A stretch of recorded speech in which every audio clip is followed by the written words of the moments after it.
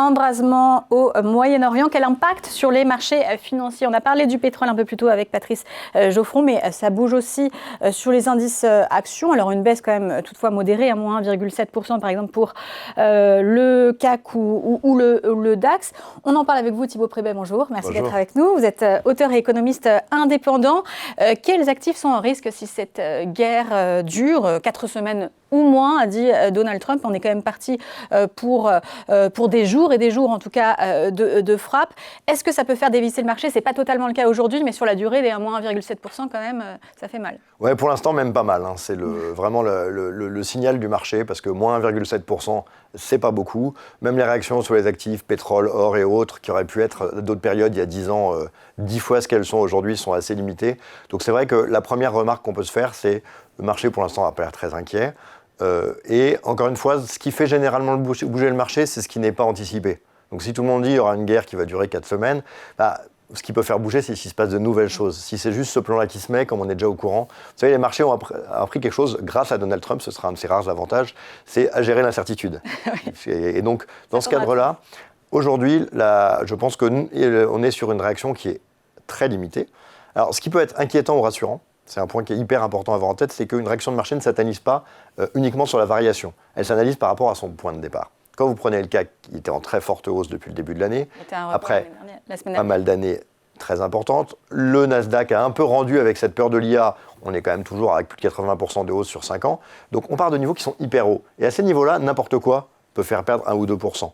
Donc là, voilà, on aurait pu justifier des baisses beaucoup plus fortes. Si on était à un point bas, là, on pourrait se dire, attends, on est déjà très bas, c'est bizarre qu'il n'y ait pas d'acheteurs. Donc en fait, il y a une excuse assez facile pour ceux qui ont envie de vendre, mais à ce stade, la panique, elle est inexistante. Les marchés ont appris à gérer l'incertitude, mais tout de même, dans les réactions de l'Iran ce week-end, ça a été assez impressionnant, la façon de frapper tout azimut, à la fois Israël et les pays arabes, et des pays comme Arabie Saoudite, Qatar, Émirats. Ça peut inquiéter le marché, parce que c'est pas quelque chose qui était forcément... C'était pas le scénario imaginé. Ouais, c'est vrai que... Il y avait un jusque-boutisme, mais pas répandu comme ça sur la région. Alors on peut presque imaginer que ça inquiète pas assez le marché.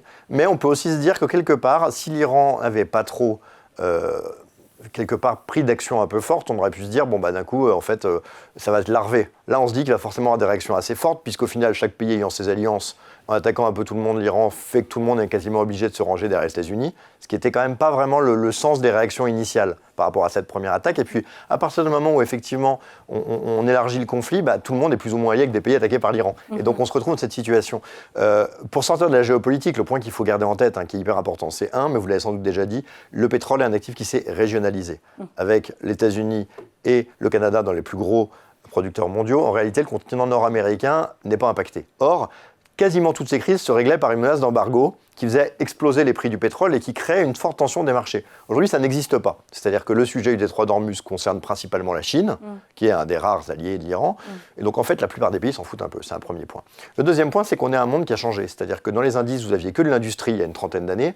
Aujourd'hui, entre les valeurs de tech, les valeurs de santé, à toutes ces valeurs-là, en fait, l'impact de ce qui se passe joue pas tellement, et comme ça a plutôt même fait baisser les taux, qui sont souvent des facteurs de valorisation importants, en réalité, l'impact sur les entreprises qui pèsent dans les indices boursiers occidentaux, en réalité, est quand même assez faible. Et donc c'est vrai que le marché se dit, on est habitué à ces stress géopolitiques, ça va pas tellement changer les résultats des sociétés qui pèsent, donc on peut ne pas trop regarder.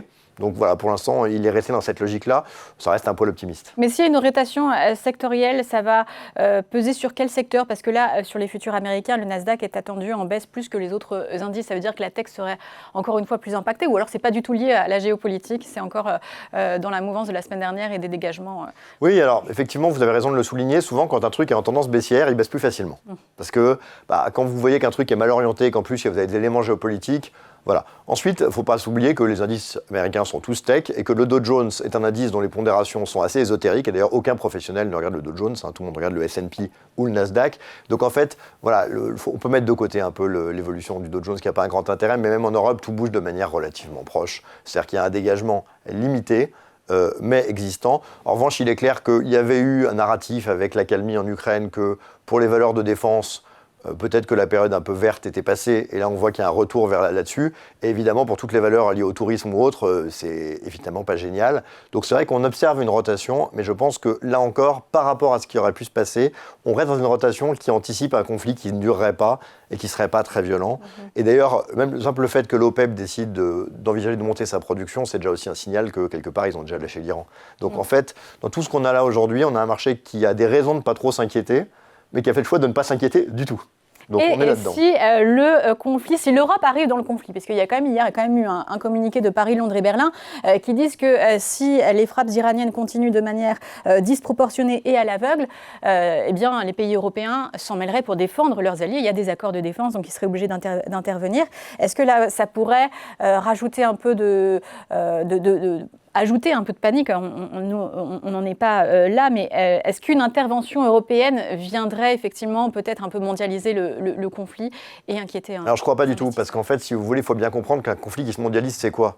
C'est un conflit où il y a beaucoup de monde des deux côtés.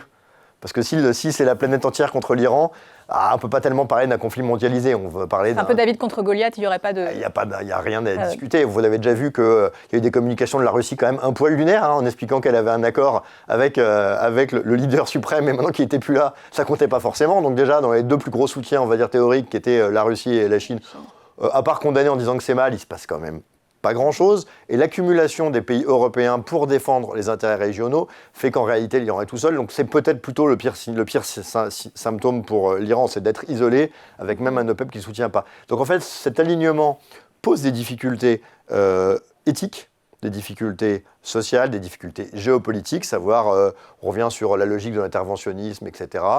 Ça, c'est un énorme morceau qui est ouvert, et l'idée que Trump commence à coller des guerres un peu partout et qu'on commence même à être obligé de suivre est quelque chose qui est un vrai sujet. Mais c'est un sujet géopolitique. D'un point de vue économique et boursier, le fait que tout le monde se mette un peu contre l'Iran est probablement plutôt une nouvelle qui rassure les marchés, qui ne les inquiète. D'ailleurs, les valeurs refuges, l'or ne bouge quasiment pas, 5382 $ ce matin, plus 2%. Il y a eu largement plus important comme mouvement de hausse ces derniers temps. Le dollar peut s'en sortir renforcé justement de ce qui est en train de se passer, l'hégémonie militaire qui a été évidemment très grande ce week-end et encore une fois démontrée dès les premières minutes de guerre. Ouais. Alors pas tellement, on voit bien d'ailleurs que sur l'euro-dollar il ne se passe pas grand-chose. D'ailleurs, il faut le rappeler, c'est amusant, pour ceux qui nous regardent, à 17, on est quasiment au prix d'introduction de l'euro face au dollar. Donc on voit qu'en fait, pour tous les narratifs qu'on peut avoir, en réalité, il ne se passe quand même à peu près rien depuis 20 ans, même s'il y a quelques mouvements dans un sens ou dans l'autre. La situation, elle est assez simple, c'est que théoriquement, le dollar est la valeur refuge, donc tout le monde devrait y aller. Enfin, le principe où le pays qui attaque tout le monde est valeur refuge, on voit bien qu'on touche un peu aux limites sémantiques de la chose, et donc, quelque part, les deux effets se contrebalancent un peu. C'est-à-dire que tout le monde devrait fuir des États-Unis de par le côté très imprévisible, mais le dollar étant valeur refuge, il y a quand même un intérêt. Donc tout ça se neutralise un peu. Il est clair quand même, et c'est une leçon d'ailleurs de cet interventionnisme américain, cette influence sur le Venezuela, cette logique de pétrodollar, que les États-Unis courent après l'objectif de conserver cette image d'influence mondiale qu'elle perd quand même un peu. Et donc elle est en train d'essayer de raccrocher des wagons qui sont probablement déjà perdus. Donc c'est là-dessus qu'on voit qu'effectivement la notion de valeur refuge devient compliquée. L'or là, mais à ces niveaux de cours, c'est quand même moins intéressant. Le Bitcoin n'existe plus dans cette logique-là. Et le dollar moyennement. Donc on voit qu'en fait, il n'y a plus tellement de valeur refuge, mais il n'y a plus tellement non plus de valeurs qui s'effondrent.